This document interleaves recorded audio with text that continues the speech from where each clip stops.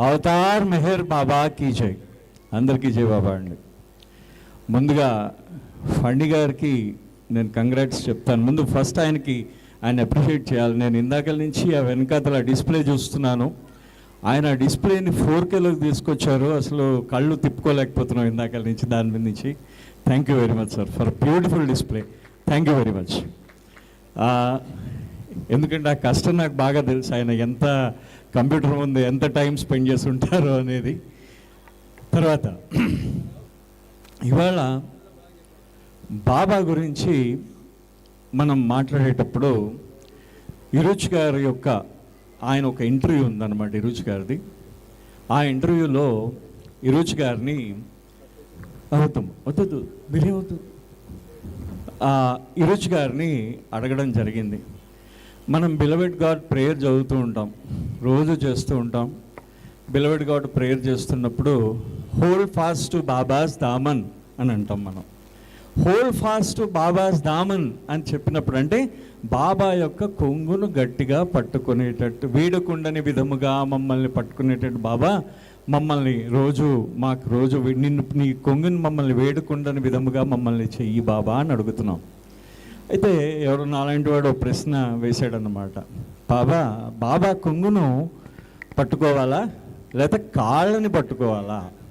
ఆయన వేసిన ప్రశ్న కాళ్ళని పట్టుకోవాలా బాబా కొంగును పట్టుకోవాలా అని వేశాడు. వేసేసరికి ఆయనకి వెంటనే ఆయన ఒక 2 నిమిషాలు, ఇరుచ్ గారు ఎప్పుడు ఆగుతారు కదా, ఒక 2 నిమిషాలు ఆగారనమాట. ఆగిన తర్వాత ఆయన సమాధానం చెప్పడం జరిగింది. ఇరుచ్ గారు సమాధానం చెప్పడం జరిగింది. మెహర్ బాబా యొక్క కాళ్ళని మీ యొక్క హృదయంలో మీ హృదయానికి మెహర్ బాబా యొక్క కాళ్ళని అలంకరించుకోవాలి అన్నారు ఆయన. మళ్ళీ ఇంకోసారి చెప్తానండి. అంటే మీ హృదయానికి అలంకారం, ఇప్పుడు మనిషికి అలంకారం వేసుకుంటాం, అలాగే మీ హృదయానికి అలంకారం మెహర్ బాబా యొక్క పాదాలని మీ హృదయానికి అలంకరించుకోవాలి అని చెప్పేసి ఈ మాట అన్నారు ఆయన. అని అంటే అదేంటి రోజు కొంగును పట్టుకోమన్నారు కదా బాబా, నా కొంగును విడవద్దన్నారు అని అంటే నిజమే. అంటే మరి జారిపోతాం, కాళ్ళు అయితే మనం జారిపోతాం కదా, ఎందుకంటే ఆయన నడుస్తూ ఉంటాడు కదా, బాబా నడుస్తూ ఉంటారు, ఆయన కాళ్ళు పట్టుకుంటే మనం జారిపోతాం కదా. అంటే ఆయన ఎవరయ్యా? మెహర్ బాబా ఎవరు? ఆయన శాశ్వతుడు, నాశము లేనివాడు. ఆయన బియాండ్ టైం అంటే కాలాతీతుడు, వ్యవధి ఆయనకి అతి, అంటే మనకంటే ఈ విశ్వంలో ఉన్నాం కానీ విశ్వానికే అతీతుడు ఆయన. అటువంటి విశ్వానికి అతీతుడు ఇంకెక్కడ ఆయనని ఎక్కడ పట్టుకుంటే మన హృదయంలో అలంకరించుకోవాలి ఆయనని, అంతే తప్ప మనం ఆయన బాబా కొంగు పట్టుకోమంటే దాని అర్థం ఏంటి అనేది మీకు ఒక చిన్న కథ చెప్తాను అని చెప్పేసి ఇరుచ్ గారు ఆ రోజు ఒక చిన్న కథను చెప్పడం జరిగింది. ఆ కథ ఏంటంటే, శ్రీకృష్ణుడు ద్వారకలో ఉంటూ ఉన్నాడు, రాధ రేపల్లెలో ఉంటూ ఉన్నది. అప్పటికి ద్వారకలో ఉన్నాడు శ్రీకృష్ణుడు. ఒకసారి రాధాదేవి శ్రీకృష్ణుని చూడడానికి ద్వారక వచ్చిందనమాట.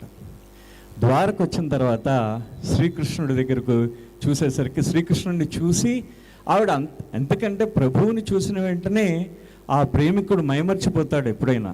సో ఆవిడ కూడా అదే విధంగా మైమర్చిపోయింది. ఆ ప్రభువుని ఇద్దరు మాట్లాడుకున్నారు, రాధాదేవి శ్రీకృష్ణుడు మాట్లాడుకున్నారు. మాట్లాడిన తర్వాత రాధాదేవికి మంచి అంతఃపురంలో ఆయన శ్రీకృష్ణుడు ఏమంటాడంటే, ఈవిడ నాకు అత్యంత ప్రియమైన భక్తురాలు ఈవిడకి అన్ని రకాల సౌకర్యాలని మీరు ప్రొవైడ్ చేయండి అని చెప్పేసి కృష్ణుడు ఆజ్ఞ ఇచ్చాడు అనమాట.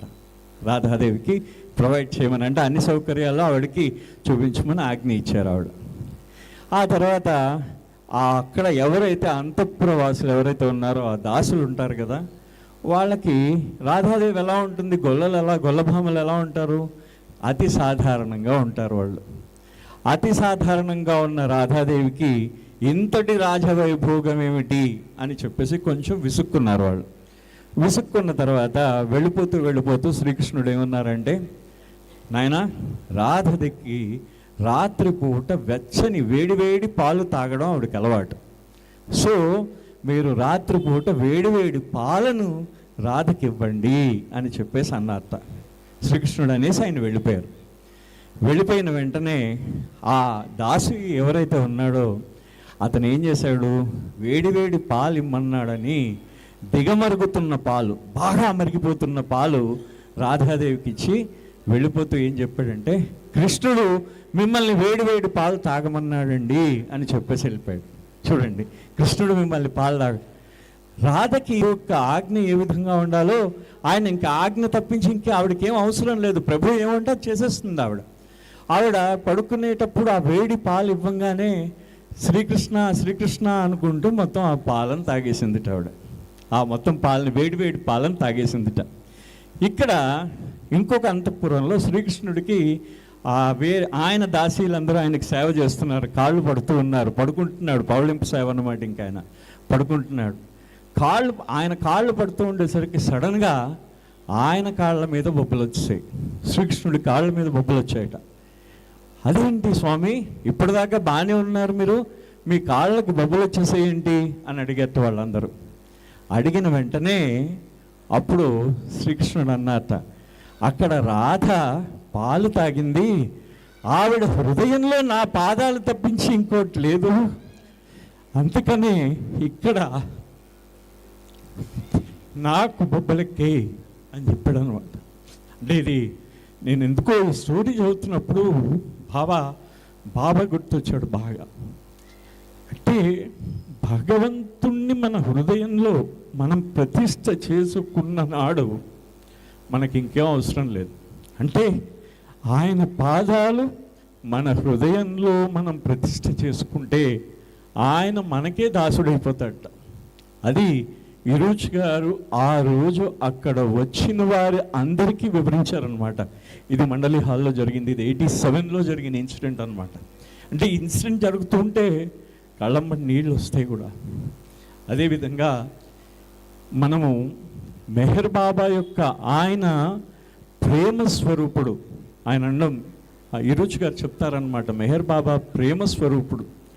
ఆ ప్రేమ స్వరూపుణ్ణి నీ హృదయంలో ప్రతిష్ఠించుకుంటే చాలయ్యా, నీ మొత్తము ఆయన నీకే దాసుడైపోతాడు మొత్తంగా అని చెప్పేసి ఆయన చెప్పడం జరిగింది. సో ఈ స్టోరీతో ఇవాళ అవతార్ మెహర్ బాబాకి జై. జై బాబా. అవతార్ మెహర్ బాబాకి జై. థ్యాంక్ యూ సార్, మమ్మల్ని చాలా ఎమోషనల్గా చేశారు ఒకసారి. ఇప్పుడు మెహరానంద్ ఒక పాట పాడతారు. ఆ తర్వాత కనిగిరి విజయలక్ష్మి గారు ఒక 5 minutes స్పీచ్ ఇస్తారు. జై Baba. Please be ready. Kanigiri Vijayalakshmi.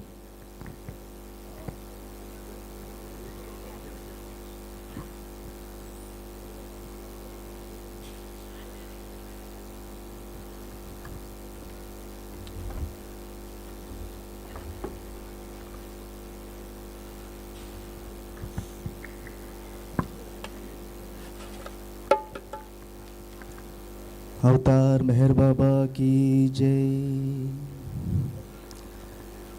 యాచింపుమురా ప్రేమను నీవు, యాచకునిగా మెహరు సన్నిధిలో. యాచింపుమురా ప్రేమను నీవు, యాచకునిగా మెహరు సన్నిధిలో. ప్రేమావతారుడు మెహరుడు, ప్రేమను పంచే ప్రియతముడు. యాచింపుమురా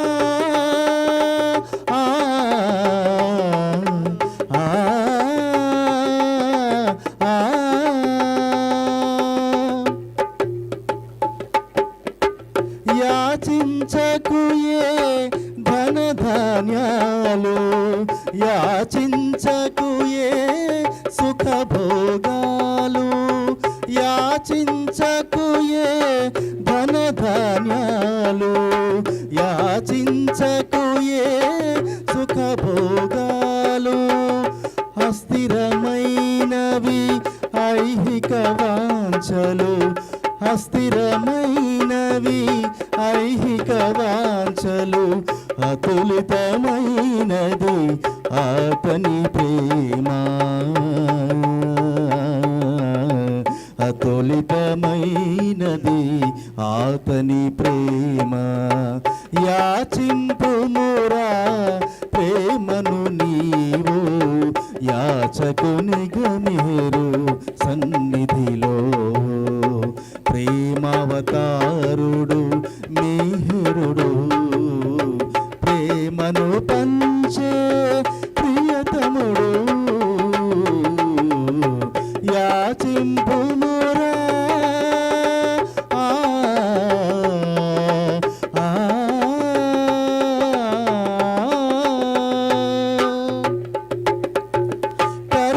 కరువైపోయెను కలిలో ప్రేమ, కలుషితమాయను ఈ నరసీమ. కరువైపోయెను కలిలో ప్రేమ, కలుషితమాయను ఈ నరసీమ. జగతికి జాగృతి చేసిన ప్రేమ, జగతికి జాగృతి చేసిన ప్రేమ.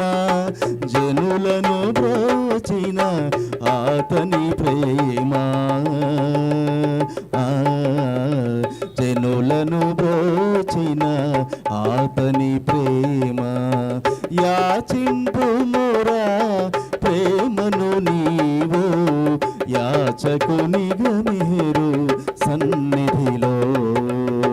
ప్రేమావతారుడు మేహరుడు, ప్రేమను పంచే ప్రియతముడు. యాచింపుమురా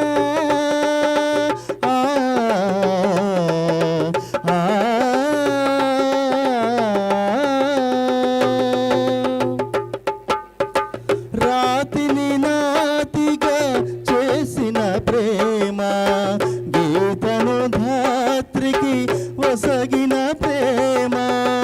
రాతిని నాతిగా చేసిన ప్రేమ, గీతను ధాత్రికి వసగిన ప్రేమ. జాతి సమైక్యత చాటిన ప్రేమ, జాతి సమైక్యత చాటిన ప్రేమ. మస్తుల గతులను మార్చిన ప్రేమ, మస్తుల గతులను మార్చిన ప్రేమ. యాచింపుమురా ప్రేమను నీవు, యాచకునిగా మీరు సన్నిధిలో. ప్రేమావతారుడు మేహరుడు, ప్రేమను పంచే ప్రియతముడు.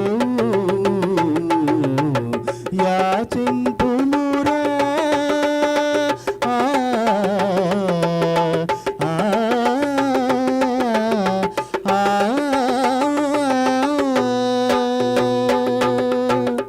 అవతార్ మెహర్ బాబా కీ జై. జై బాబా సార్. థ్యాంక్ యూ ఆనంద్ గారు. ఇప్పుడు విజయలక్ష్మి గారు,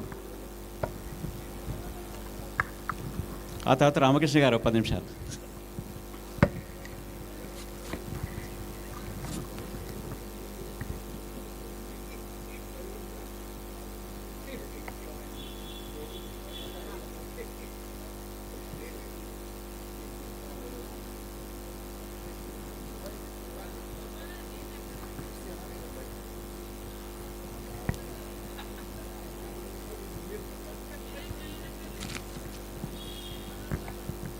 అవతార్ మెహర్ బాబా కీ జై. నేను highest of the high Meher Baba గురించి చెప్పాలంటే ధైర్యం మెహర్ బాబా ఇవ్వాలి. మనలాంటి వాళ్ళకు ఆ ధైర్యం చాలదు. అవతార్ మెహర్ బాబా కీ జై. ఈ సంఘటన మండలి మెంబర్ కృష్ణా నాయర్ చెప్పిన ఈ సంఘటన చెప్పి కూడా బహుశా ఏండ్లు అయిపోయింది. ఎందుకో బాబా నాకు ఎప్పుడు చెప్పాలని రాలేదు. అయితే ఈ ఉద్దేశం అంటే మొన్న జూబ్లీ హిల్స్లో చెప్పాను కదా, ఎవరిది నవాబ్ గారిది. అప్పటి నుంచి నాకు ఎందుకు చెప్పకూడదు, ఇన్ని మంచి విషయాలు బాబావి చెప్పాలి కదా అనేసి ఆ థాట్ బాబా ఇచ్చాడు. అప్పుడు అక్కడ చెప్పాను. ఇది కూడా అంకల్దే, కృష్ణా నాయర్ అంకల్దే. అయితే కృష్ణా నాయర్ ఎప్పుడు బాబా డ్యూటీ చేశారు, నైట్ డ్యూటీ. అయితే ఆ సమయంలో నైట్ చేశారు. మార్నింగ్ లేవగానే ఎందుకో బాబా పిలిచారు అంకల్కి. పిలిస్తే చివాట్లు పెట్టారు. నువ్వు చేసిన పని ఏంటి, నువ్వు ఎందుకు నాకు ఇబ్బంది పెట్టావు, చాలా ఇబ్బంది పెట్టావు, నువ్వు వెళ్ళిపో, నీ ముఖం చూపియకు, ఎక్కడ